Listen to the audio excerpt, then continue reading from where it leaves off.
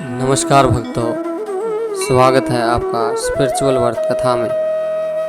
आइए, माता रानी के गुप्त नवरात्रे शुरू हो चुके हैं और गुप्त नवरात्रे का आज दूसरा दिन है। माँ ब्रह्मचारिणी और माँ तारा की दिव्य कथा।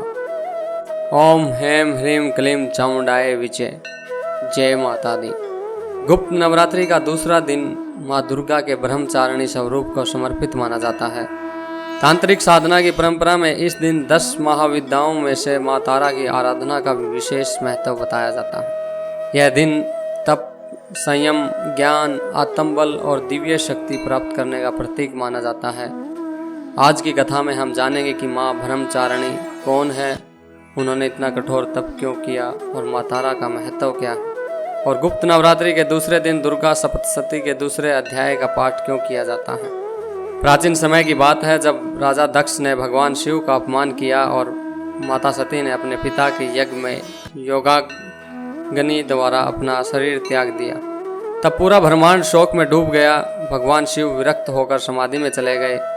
देवताओं ने देखा कि शिव के बिना सृष्टि का संतुलन बिगड़ रहा है। तब भगवान विष्णु, ब्रह्मा और सभी देवताओं ने आदि शक्ति से प्रार्थना की कि वे पुनः अवतार लें। समय आने पर हिमालयराज हिमवान और माता मैना के घर एक दिव्य कन्या ने जन्म लिया। वही कन्या आगे चलकर माता पार्वती बनी। जन्म के समय आकाश से पुष्पों की वर्षा हुई। देवताओं ने दुदुम्बियां बजाई और ऋषियों ने भविष्यवाणी की कि यही कन्या भगवान शिव को पुनः पति रूप में प्राप्त करेगी। एक दिन देवर्षि नारद हिमालय राज के महल पहुंचे और उन्होंने बालिका पार्वती की हथेली देखकर कहा, राजन, आपकी पुत्री साधारण नहीं, इस समय आदि शक्ति है। इनका विवाह भगवान शिव से होगा। यह सुनकर माता मैना चिंतित हो गई। उन्होंने कहा, भगवान शिव तो भस्म धारण करते हैं, शमशान में रहते हैं, गले में सर्प धारण करते हैं। हमारी कोमल पुत्री उनके साथ कैसे रहेगी। नारद मुस्कुराए और बोले, यदि पार्वती कठोर तप करेगी तब शिव उन्हें स्वीकार करेंगे। पार्वती ने निश्चय कर लिया कि भगवान शिव को ही पति रूप में प्राप्त करेंगी। उन्होंने राजमहल छोड़ दिया। पहले वर्षों तक केवल फल खाए, फिर केवल कंदमूल, फिर केवल जल। कुछ समय बाद जल भी त्याग दिया। इसके बाद केवल वायु के सहारे तप करने लगी। कहा जाता कि हजारों वर्षों तक उन्होंने एक पैर पर खड़े होकर तप किया। वर्षा हुई, धूप पड़ी, बर्फ गिरी, लेकिन उनका ध्यान कभी नहीं टूटा। उनका शरीर अत्यंत क्षीण हो गया, किंतु मन और तेज पहले से भी अधिक प्रखर हो गए। इसी कठोर ब्रह्मचार्य और तपस्या के कारण उन्हें मां ब्रह्मचारिणी कहा गया। देवताओं ने सोचा कि पार्वती की तपस्या कितनी दृढ़ है।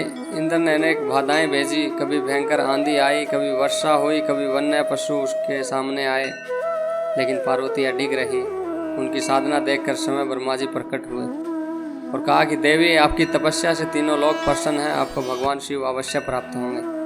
भगवान शिव समय एक वृद्ध ब्राह्मण का रूप धारण करके आए और उन्होंने कहा कि हे कन्या, तुम किसके लिए इतनी कठिन तपस्या कर रही हो। पार्वती बोली, भगवान शिव के लिए। शिव तो भस्म लगाते हैं, सर्प पहनते हैं, उनके पास धन नहीं है, वे शमशान में रहते हैं, ऐसे वर को क्यों चुनना चाहती हो। पार्वती ने शांत स्वर में उत्तर दिया, मेरे लिए भगवान शिव ही सर्वोत्तम है। मैं जन्म जन्मांतर तक उन्हीं को अपना पति मानती हूँ। इतना सुनते ही वृद्ध का रूप समाप्त हुआ और भगवान शिव अपने दिव्य स्वरूप में प्रकट हुए और उन्होंने कहा कि देवी, तुम्हारी तपस्या सफल हुई। इसके बाद शिव पार्वती का दिव्य विवाह संपन्न हुआ, जिसे आज भी देव विवाह के रूप में स्मरण किया जाता है। माँ तारा की महिमा। गुप्त नवरात्रि के दूसरे दिन तांत्रिक साधना में माँ तारा की उपासना विशेष मानी जाती है। तारा का अर्थ है जो पार लगाए, जो भगत को भय, संकट, अज्ञान और जीवन के कठिन मार्ग से सुरक्षित पार कर दे। माँ तारा करुणामयी भी है और अत्यंत उग्र रूप वाली भी है। उनकी कृपा से साधक को ज्ञान, वाणी की शक्ति, भय से मुक्ति और आध्यात्मिक उन्नति प्राप्त होती है। माँ तारा की एक प्रसिद्ध कथा है। एक समय असुरों का अत्याचार बढ़ गया। देवता भयभीत होकर आदिशक्ति की शरण में पहुंचे। तब माँ तारा प्रकट हुई और उनकी दिव्य गर्जना से दिशाएं कांप उठी। असुरों की सेनाएं भय से कांपने लगी। माँ ने अपने दिव्य तेज से दुष्ट शक्तियों का नाश किया और देवताओं को निर्भय बनाया। इसलिए उन्हें संकटों से रक्षा करने वाली माता भी कहा जाता है। दुर्गा सप्तशती के दूसरे अध्याय का महत्व। गुप्त नवरात्रि के दूसरे दिन दुर्गा सप्तशती का दूसरा अध्याय पढ़ने का विधान बताया गया है। इस अध्याय में देवी के पराक्रम का वर्णन मिलता है। इसका श्रद्धापूर्वक पाठ करने से भगत के भीतर साहस, आत्मबल और धर्म की रक्षा करने की प्रेरणा जागृत होती है। मान्यता है कि इसकी भाध्याएं भय और नकारात्मक शक्तियों का प्रभाव कम होता है। साधक को मानसिक दृढ़ता और ईश्वर पर अटूट विश्वास प्राप्त होता है। इस दिन माँ को क्या अर्पित करें? माँ को शक्कर या मिश्री का भोग लगाया जाता है। सफ़ेद पुष्प अर्पित किए जाते हैं। दीपक में शुद्ध घी का दीप जलाए। ओम देवी ब्रह्मचारिणी नमः मंत्र का जाप करें। श्रद्धा और संयम के साथ पूजा करें। माँ ब्रह्मचारिणी हमें सिखाती है कि दृढ़ संकल्प, तप, धैर्य और संयम से असंभव लक्ष्य प्राप्त किए जा सकते हैं। माँ तारा हमें सिखाती है कि जब मनुष्य सच्चे हृदय से ईश्वर की शरण लेता है तब सबसे कठिन संकटों से पार पाया जाता है। ये गुप्त नवरात्रि का दूसरा दिन केवल पूजा का नहीं बल्कि आत्म संयम, साधना, साहस और विश्वास का पर्व है। जो भगत श्रद्धा, भक्ति और नियम पूर्वक माँ ब्रह्मचारिणी तथा माँ तारा की आराधना करता है उसके जीवन में आत्मबल, ज्ञान, शांति और ईश्वर की कृपा प्रकाश फैलता है।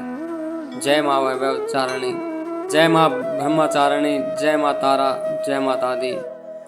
प्रिय श्रोताओं, अगर आपको यह कथा पसंद आई हो तो इसी तरह से हम 9 दिनों तक गुप्त नवरात्रों में माता की कथाएं आपके लिए लेके आएंगे।